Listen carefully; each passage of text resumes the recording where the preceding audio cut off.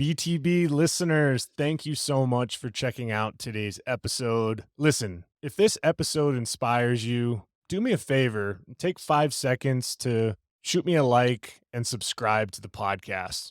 There are several more exciting guests that are in the pipeline, and I just can't thank you enough for your continued support, and let's keep paying the mission forward. In today's episode, I interview Dave O'Hare. He is an Irish tennis player, played at the University of Memphis, represented his country proud in Davis Cup, played on the ATP World Tour, and is now a prestigious tennis coach working with world-renowned Joe Salisbury and Rajiv Ram.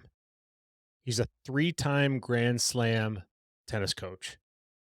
And we talk through how he was able to start in his tennis career, what makes him tick, the intricacies of his philosophy of coaching, and the personal and professional journey that he's been on.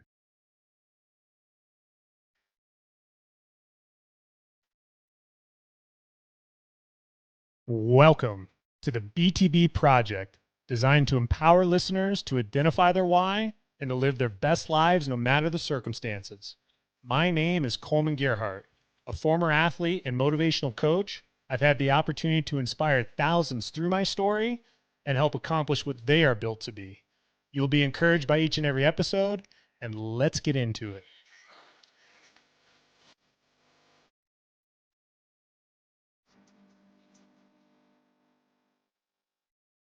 I come proud today on the BTB project with an Irish flag. A good friend of mine and a mentor, James McGee, was one of the most incredibly passionate tennis players that I've come across in my life. And here I am today on with a young man that represents that same Irish flag just as proud. He is a former teammate of James McGee. He is part of the Irish Davis Cup team. He's coached players like Joe Salisbury, Rajiv Ram, played at the University of Memphis. There's so many different attributes that this young man brings to the table, and I cannot wait to share the journey and get into the story of Mr. Dave O'Hare. Welcome to the BTB project. Thank you very much. Thanks for the kind introduction and the very kind words. Appreciate it. Absolutely. And I know that Davis Cup, when I say that and I say your former teammate's name, some of the stories that he shared about those moments representing his country, and even a point where he got to play a match in Castleknock where he grew up.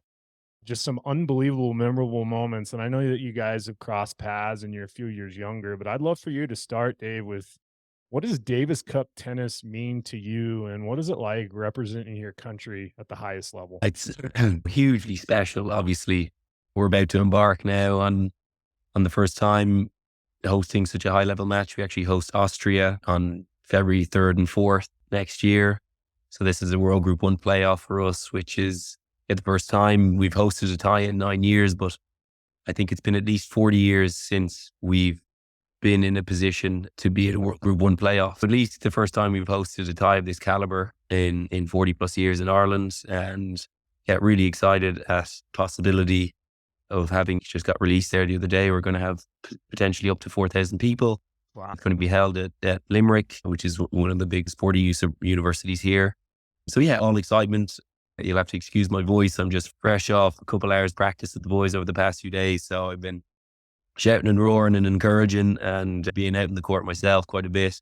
So I'm sounding a little bit worse for wear. But yeah, honestly, Davis Cup tennis, it's one of those things that when you're in it, it's obviously hugely special and it's amazing, but it's one of those things that I think I'll look back on and be immensely proud of representing my country. It feels a little bit surreal, and I'm still fortunate to be in it and still competing and now coaching, which is a great honor. I hope it's going to be a big part of my career going forward. I definitely have big aspirations to become Davis Cup captain.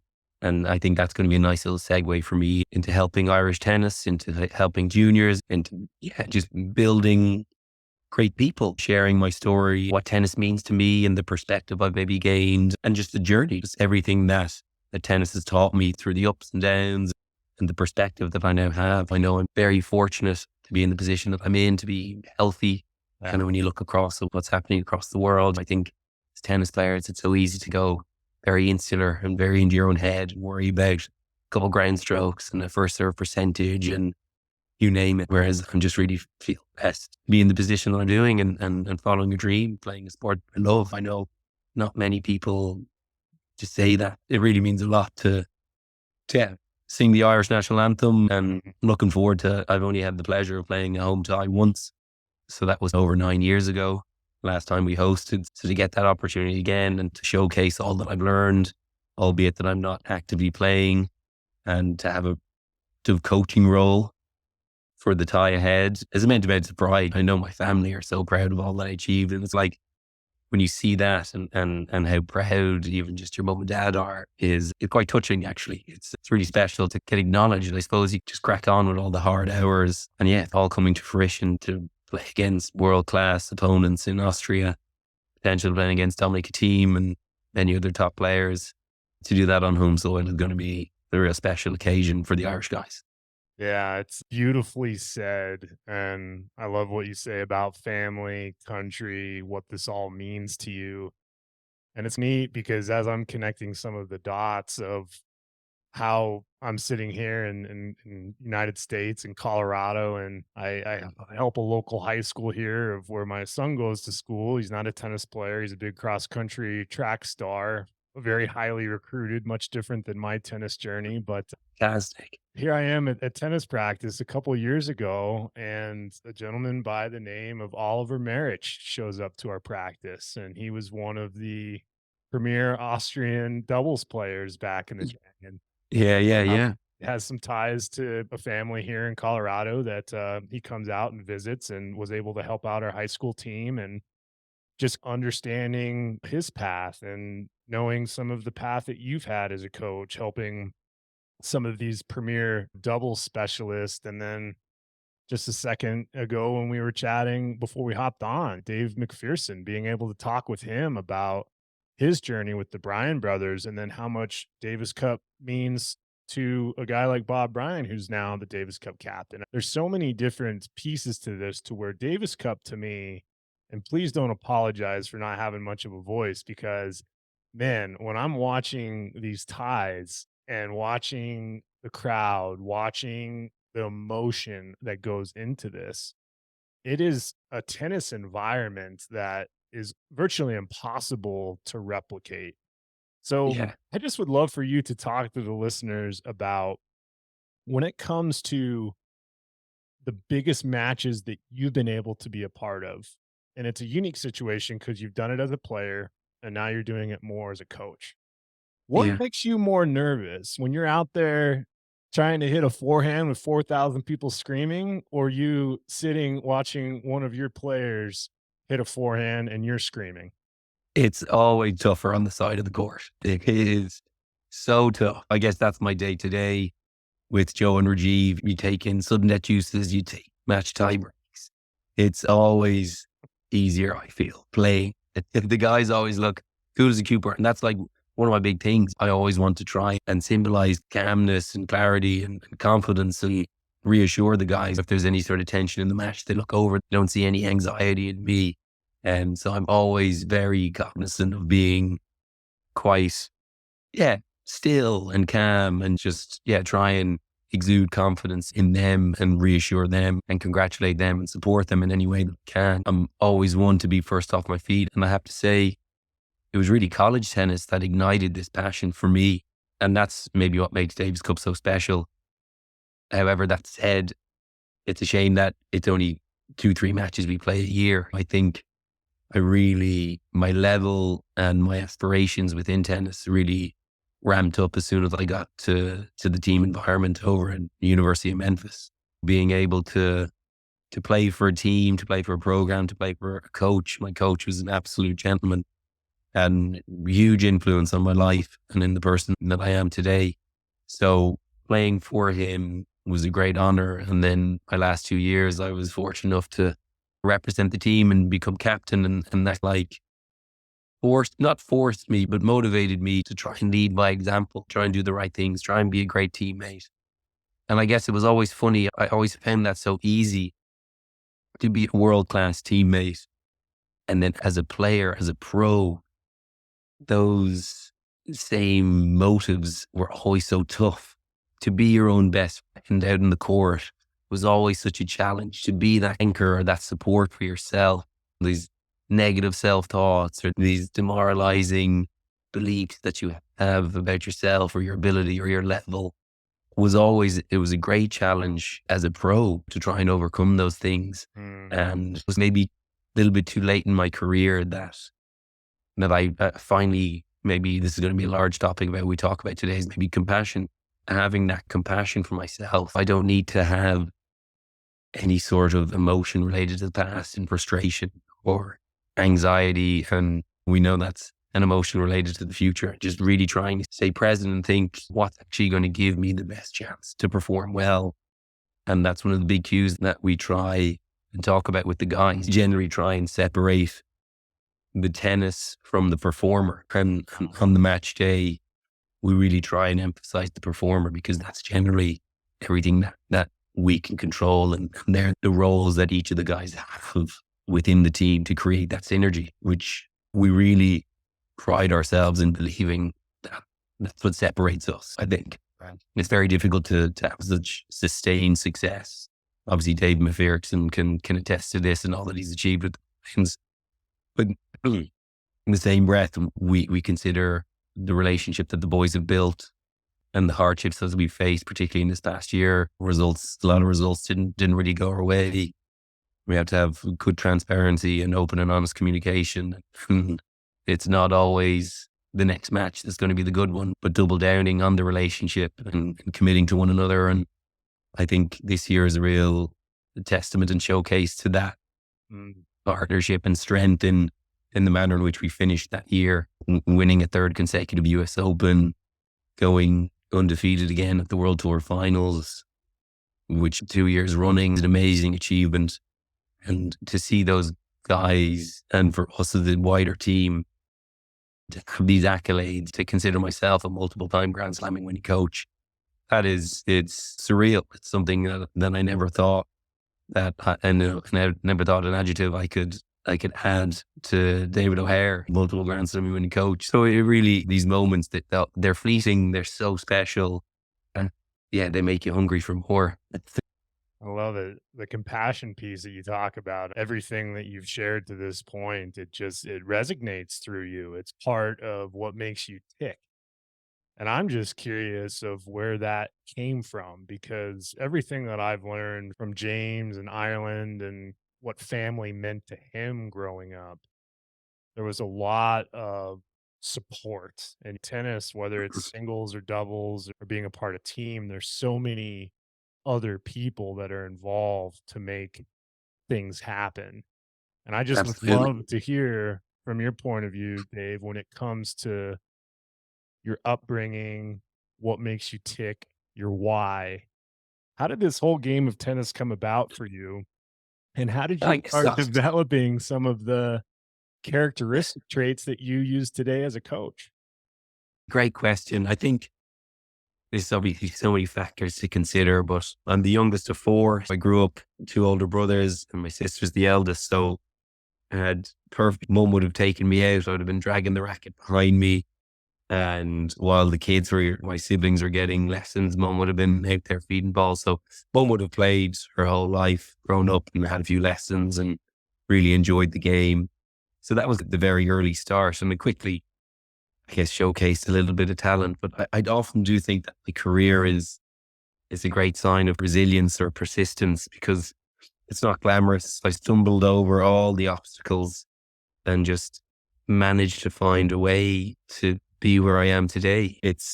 And I think as a junior, I was never the best junior. I always just enjoyed competing. I was maybe naturally not the most competitive guy. I love just being out there, having a good time. I'm quite docile and quite tame.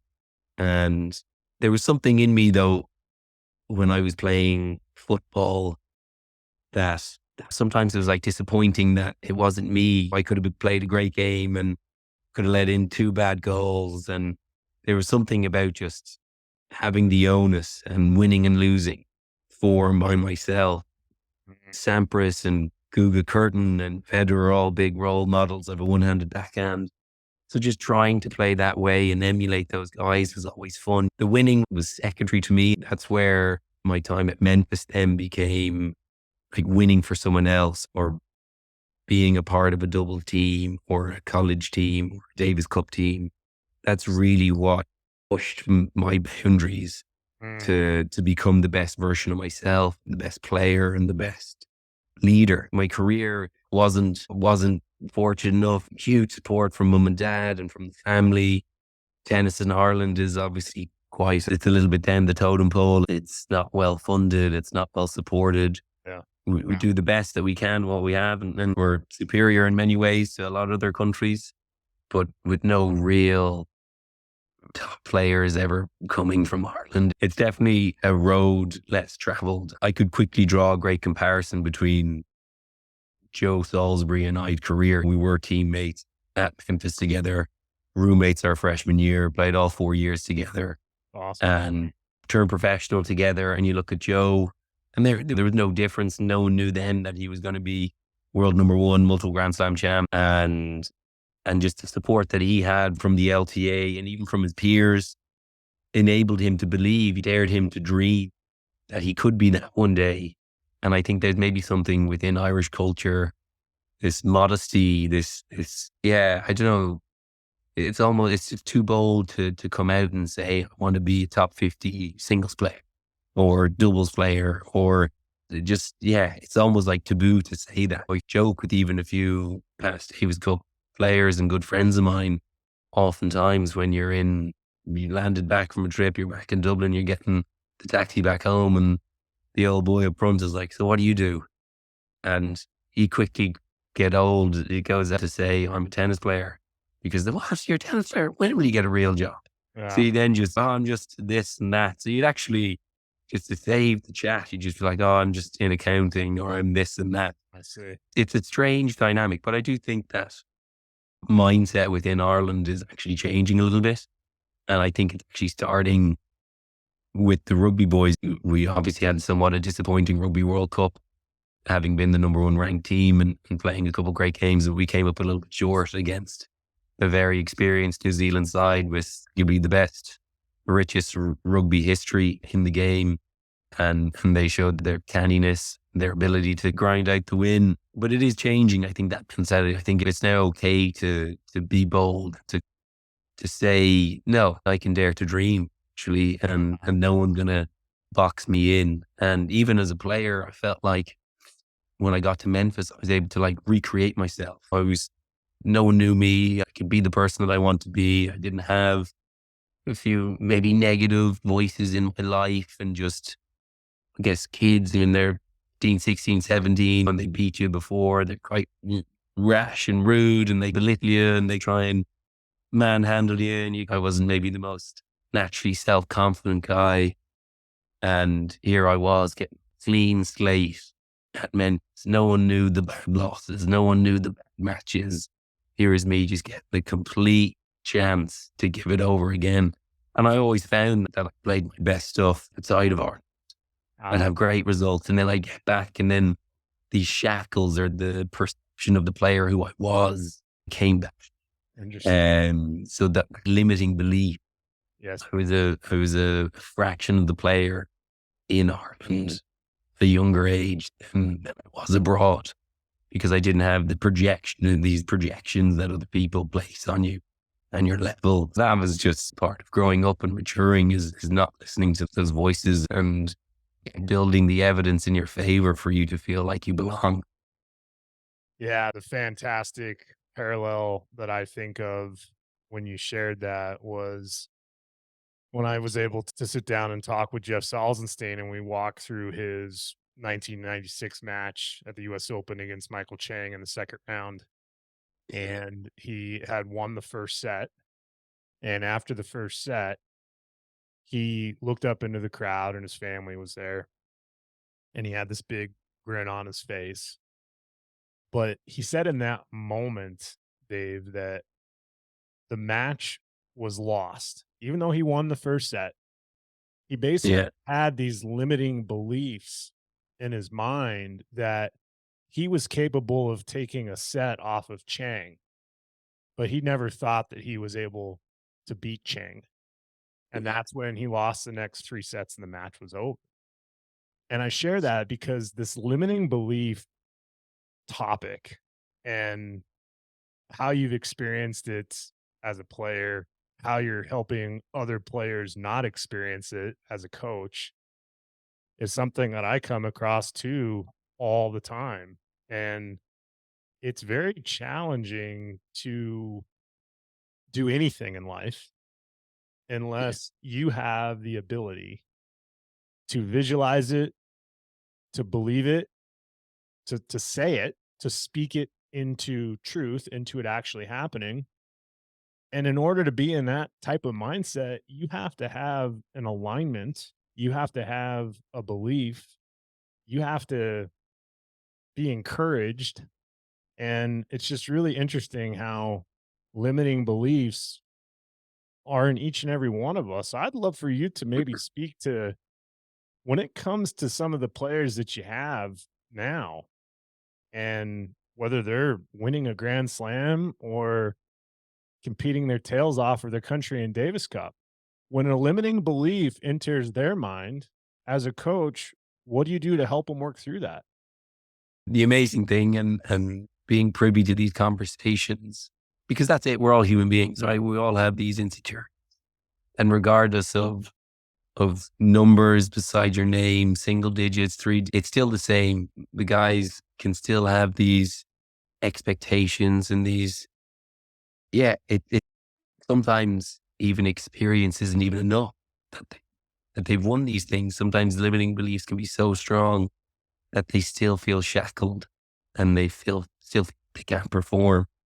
But yeah, that's again where really profound model that we work to in this performer. So we just break that down. We just know exactly what it is that we have to do. We know we need to be physical. We need to have high energy. We need to rescue and refocus one another. We look to Rajiv to be a little bit the energy leader for the team. And with multiple roles these guys get told before going out. And I think it was beautifully put before our first round match in New York.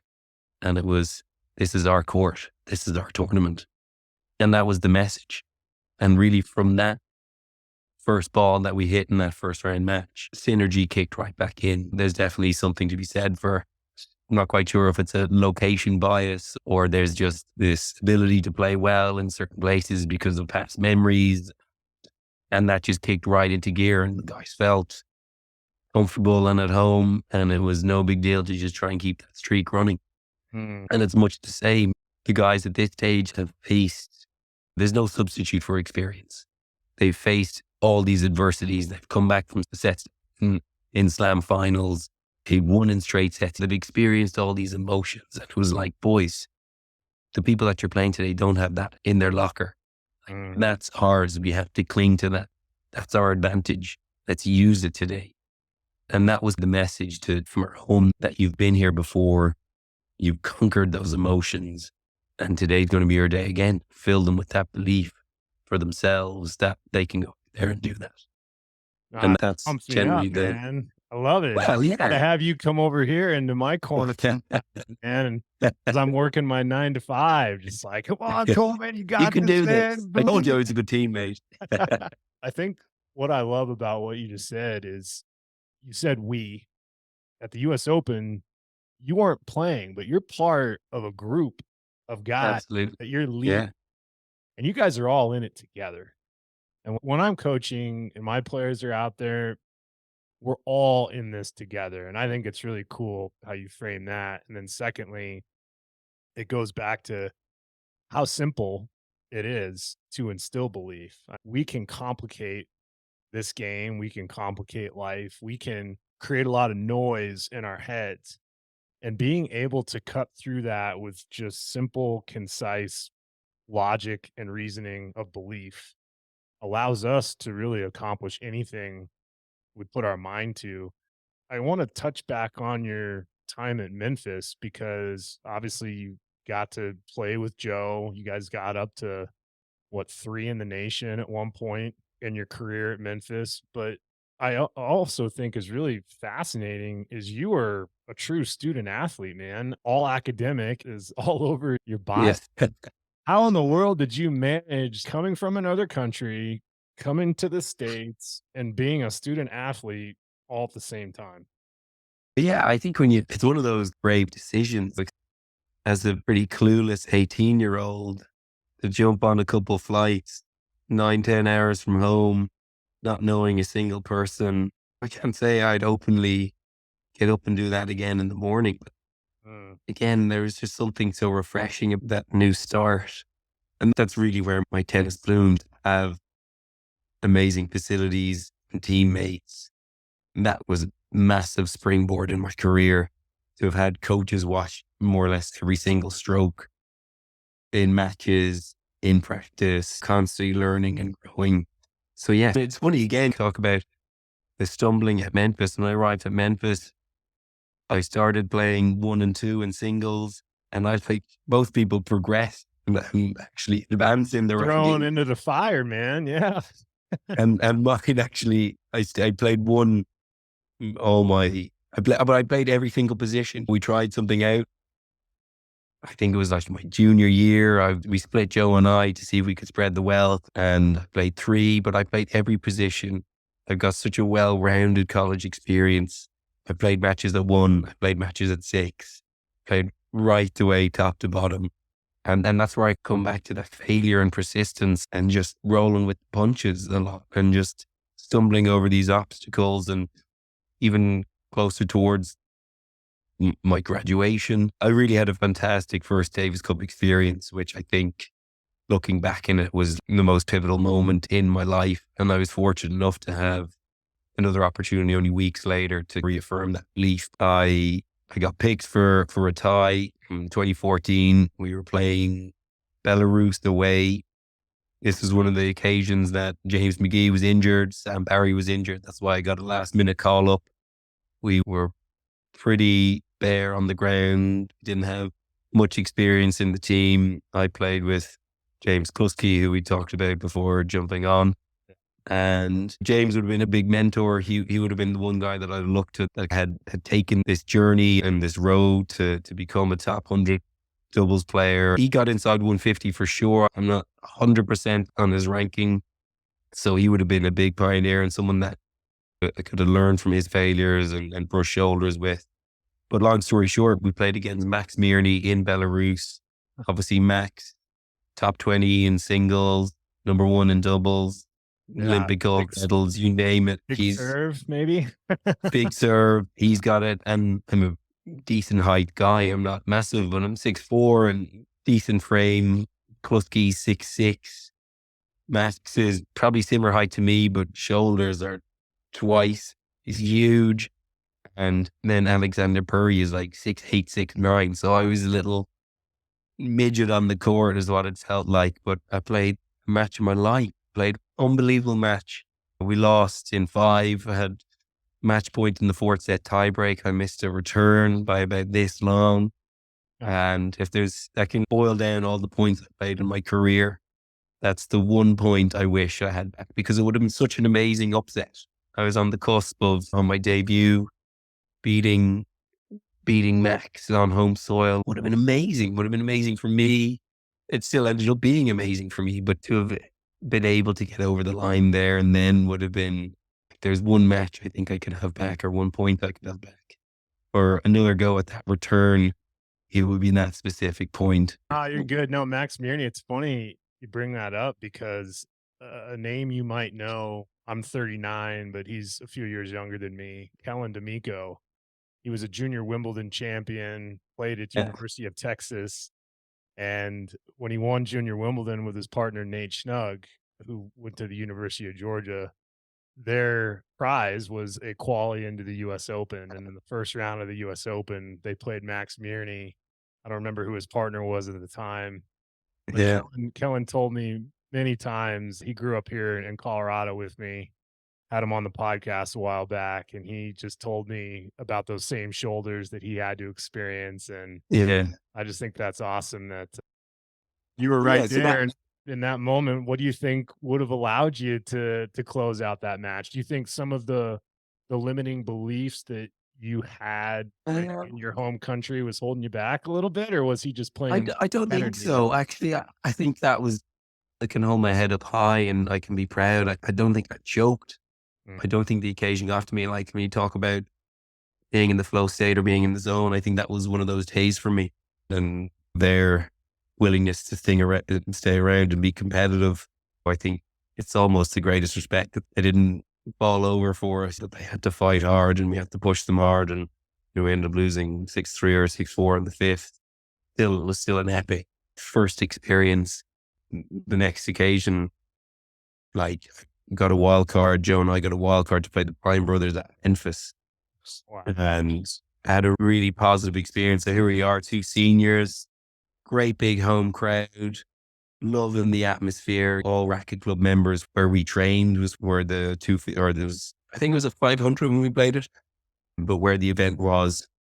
I know that So I area. mean, My aunt grew up in Memphis. She worked for FedEx. She probably yeah, saw a few FedEx buildings. yeah. So yeah, to have had such overwhelming support for that match, and if there's one place I've hit the most amount of tennis balls ever, it was that racket club. They were our, albeit that the stadium court was obviously erected around the college courts. It was just such a comfortable environment for Joe and I. And we lost 4-4, two sudden death juices. I think as young, naive, wannabe professionals, we thought, Jesus, we nearly could have won that. Now, what I've grown to observe on the weekly basis at 4-4 with a couple of sudden death juices is very routine. But at the time of being a little bit inexperienced and naive, the possibility of being a few points away from beating the Brian was a huge propulsion of self-belief for me. And that really is what then enabled me to then dare to dream about, maybe I can do it. Maybe I can play professional tennis. Like, definitely without those two experiences at that time, I can't say I would be or have the tennis memories or be in the position that I'm in currently without them. They're very pivotal in the journey that I've taken. They were huge catalysts in accelerating me to becoming the player that I am and was, and the coach aspiring to be. Yeah, and when it comes to being a inspirational coach and just hearing your experiences and what has allowed you to be who you are today, what makes a good coach? Because I have people tell me all the time about most of the time how I'm a good coach. And Yeah. I didn't inherit that ability. I experienced my experiences as a player. I trained from other coaches, mentors, sports psychologists. I've tried to immerse myself in as much information as I can. I'm always a listen first, speak second mentality when I'm working with someone because I want to understand them. That's like the built to be open ended question is a question that allows me to hear how I can help them. So, as I talk through that, when it comes to you, Dave, I just would love to hear, in your opinion, what makes a great coach? It's such a loaded question. It's so multifaceted. And I think great coaches unlock players and potential in multiple different ways for everyone, right? It's getting beneath the surface. What motivates them? What drives them? How can you see it through their eye? I think for me, with the great relationships, I've been very fortunate to have really good relationships with everyone that I've worked for and all the players that I've coached. And I think for me, I just really genuinely care, just really genuinely want to help, to serve, to be of use, to add value. In the beginning of my career, I was maybe too keen. I was maybe offloading too much information to try and to earn my keep, to try and earn my status, to hold my value. And to your point, I think picking your moment to listen first, to bite your tongue at times, to let them fail a little bit and then come in and bolster them and reassure them. I think that's what great coaches do. I think great coaches pick the moment where the message will be most pivotal and powerful. And I've been very fortunate to have a great mentor in Louis Kaye, who exudes just that, who has absolute belief in his system, in his method, in himself. And there's no doubt insecurities that I had as a player, I still exhibited them as a coach. For the longest time, it was hard for me to effectively, I quite like to say that when I was the team coach of Joan Rajiv, where you're coaching three, you're coaching each of the boys individually and then the team. And my natural communication style definitely suited the relationship and the experiences I've had with Joe, and just how I'm quite a cooperative coach with Joe. Was a little bit against my nature to be a bit more command coach for Rajiv. I would default to his amazing CV, and I'd added intonation at the end of every word. But I'm not sure. What do you think? And then that Sure. just wasn't the best. It took a while to try and the pair of us, and I'm still not quite there with that. I find it very hard when I'm on the court with both of them to flick the switch and be cooperative coach to Joe, flip the switch, be command with Rajiv, and just, I think excellent coaches probably navigate that and transfer between those modes. And I'm far from the finished product, far from the coach that I want to be, the communicator that I want to be. And I think I just have this maybe natural curiosity, and I guess I'm really driven to try to be the best I could be. Why not? Why not go for it? Why not try and learn loads? Why not try and give back and share all the mistakes I made as a player, and really actually emphasize what's important and what the guys do exceptionally well on a daily basis that makes them a great tennis player. Because it's not just for them. If anything, that stuff is secondary to actually really what enabled them to perform. Yeah, and I know we talked about this before we hopped on, but it just had to have been a little bit surreal to you to when Rajiv offered the ability for you to coach him because yes, he has quite the CV, he has quite the accolades, and there's a lot of times to where I've come across players myself as a coach where they're outstanding players, and I sometimes do the compare and contrast. If I didn't do what they did when I played, why would they want to listen to me as a coach? Yeah. And I think it brings up a good parallel that I want to pick your brain on is not all great players are great coaches. And I just Yeah. hear from you on how you've been able to bridge this gap of maybe that's I don't know if you see it as much on the tour where you see a lot of good guys like Boris Becker, he's getting back into it. You see a lot of guys out there that were great players that are now coaches. What has been the right balance for you and how have you been able to maximize that as a coach today? Yeah. I think it's really helped me to believe that at the end of the day, they are just human beings, and we've all just felt the same emotions. How I feel serving out for a David Cup tie is probably the pinnacle, or the most nervous moment I'm going to face.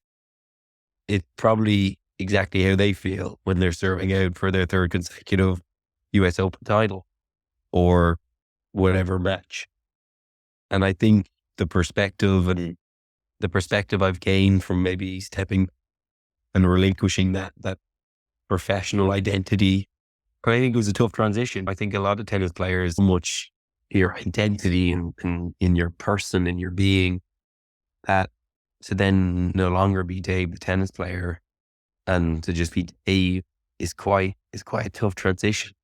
Mm. And for me, I felt a little bit lost. I would say that's maybe the first time that I had like just a lack of motivation, a lack of energy. I was a bit just flat. And I'm not going to say I was depressed or anything like that, but I was just a bit like, "Oh, shit, what do I do now?" Like I was a bit just lost. I kind of went on a little bit journey, and I was fortunate enough to step into coaching, and this is something I know, and this is the passion that I have. So I'll pursue this for the time being. And and figure out where I want to go from here. So I think just realizing that, I think I've had a couple profound moments while still being able to compete in Davis Cup with this new perspective that I've gained while being a coach. And it's really helped me in big moments, in big matches. And I've tried to reiterate that message. And I love the fact that I can still play. I think it's so good for my ability to just empathize and sympathize with the guys. And I think particularly for us in doubles and for the manner in which we coach, and so much stats, a lot of data that it desensitizes the human element a little bit. Oh, Joe should make that. Hang on.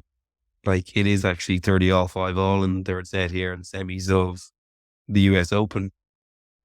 Maybe it's quite hard to make that routine for in return. Have you thought of that? Like, to reequate myself with those feelings and emotions, and a little whisper of self-doubt that can chat away at the inside or in your left shoulder. It's brilliant. It's brilliant for my coaching. And I think I'll share one quick little anecdote that I think really captures maybe my coaching philosophy, or maybe my stance. Or there's one thing that I think a listener, I would love to share, and that they could gain if there's one present I could give anyone, it would be compassion for themselves. And there's a great mentor that I have. I just had breakfast with him this morning. Well, I'm back in Dublin, but he's a brilliant cardiologist. Wow. Amazing man. And we've shared a lot of podcasts and books and recommendations, taken real vested interest in me, which has been fantastic. Very grateful for our friendship. And whatever it is that I done the day before we hit, he just came back with, oh yeah, it's like all those self-help books. It all comes back to this one occasion. I was like, what's the equation? And he's like, E plus R equals O. Event plus reaction equals outcome. So that seems pretty paramount at the time. So I lingered with me, played the rest of our session. Then later in the day, I'm working with this guy, Conor Gannon, who's actually Davis Cup teammate now. And there's an element of this big brother syndrome. Maybe he should be better than me. I'm off the tour a few years now, and he just gets in his own way. He'll be playing whatever game, we'll be playing a baseline game. He'll be 2 sets to love up, and he'll have a match point. He'll get a little bit tight, and I'll squeak it, and I'll get back into it. Lo and behold, we're 2 sets all now, and he literally played the dream point to go like a mini breakup, to go 3-2 up in the 5th set, whatever we're doing. And like, honestly, you couldn't have constructed a point. The event was amazing. He played a great point.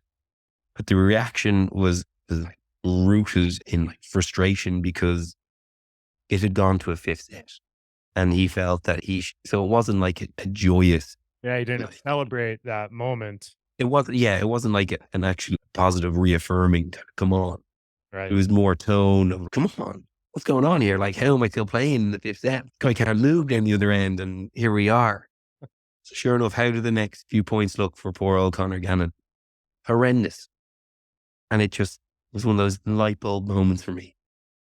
And that really stood out in my coaching career as a paramount moment. And then I was fortunate enough to experience it myself, then playing Davis Cup. So sure enough, bear in mind, I'm just off coaching top 5 team.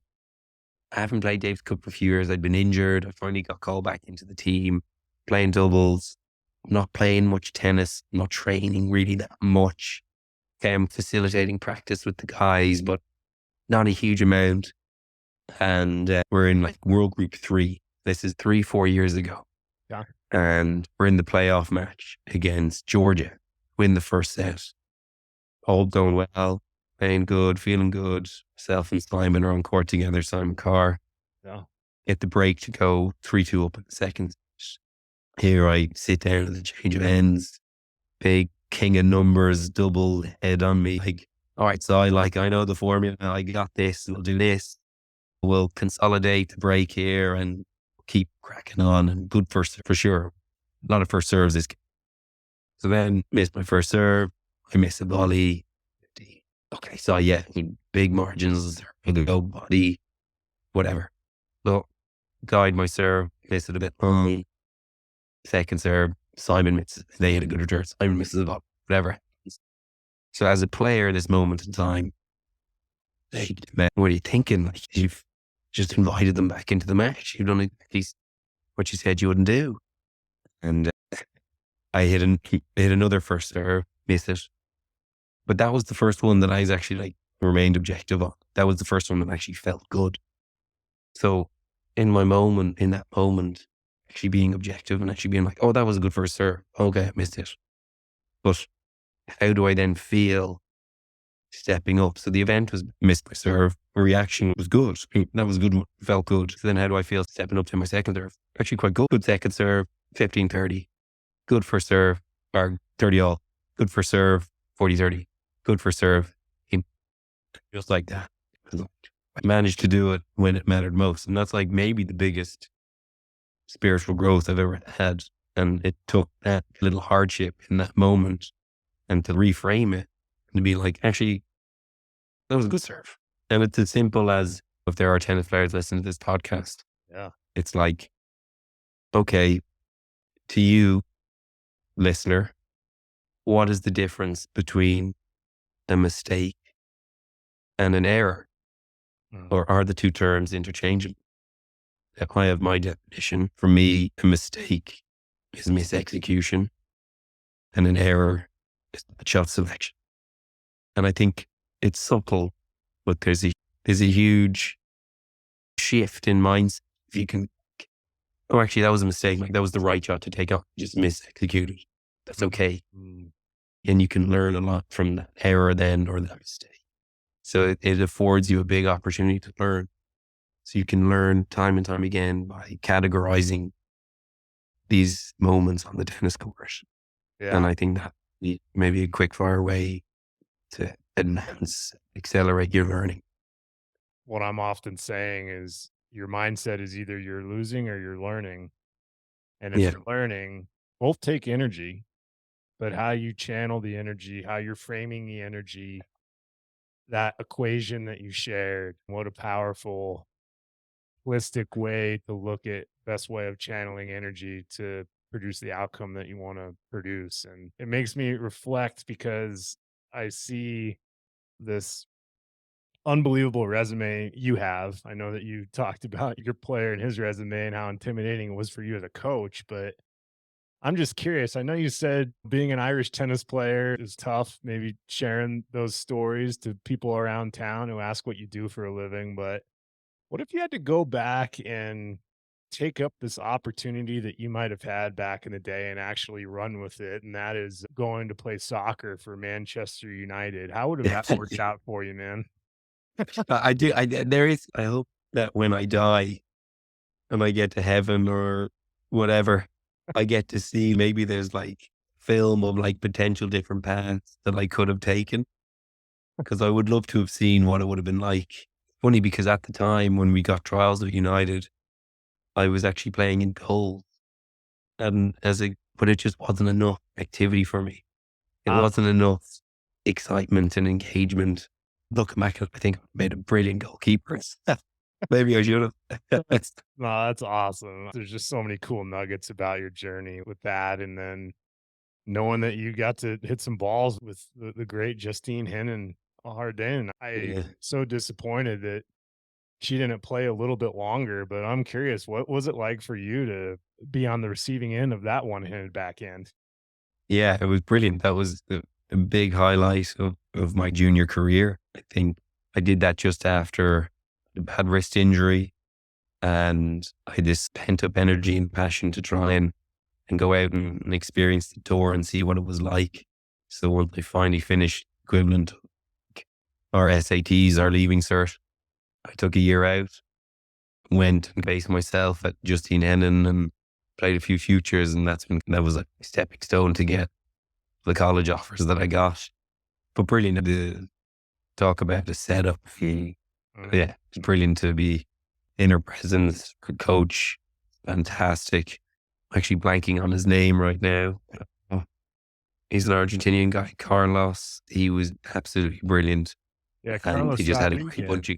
Carlos So yeah, Rodriguez, that's man. Yeah. yeah.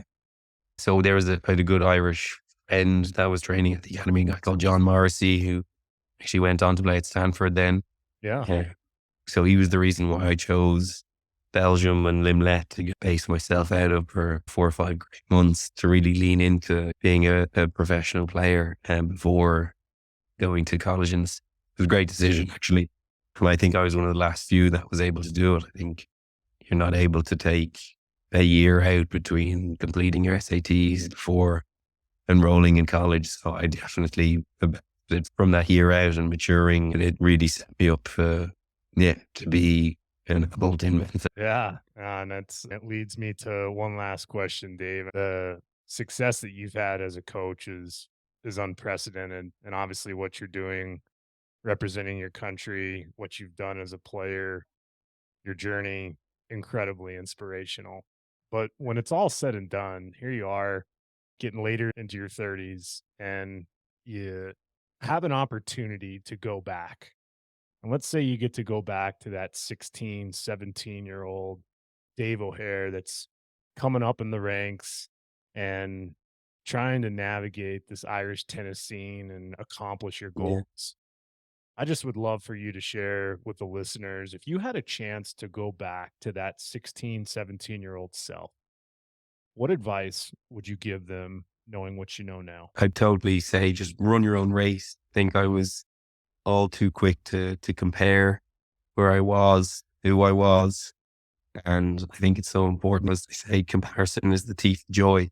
And it certainly did. It steal a lot of joy from me. And from my humble tennis beginnings to make it to a career high ranking of 117 and not have been content with that at that time was a big failing on my part. Far too concerned of the 116 or so guys that were ahead of me.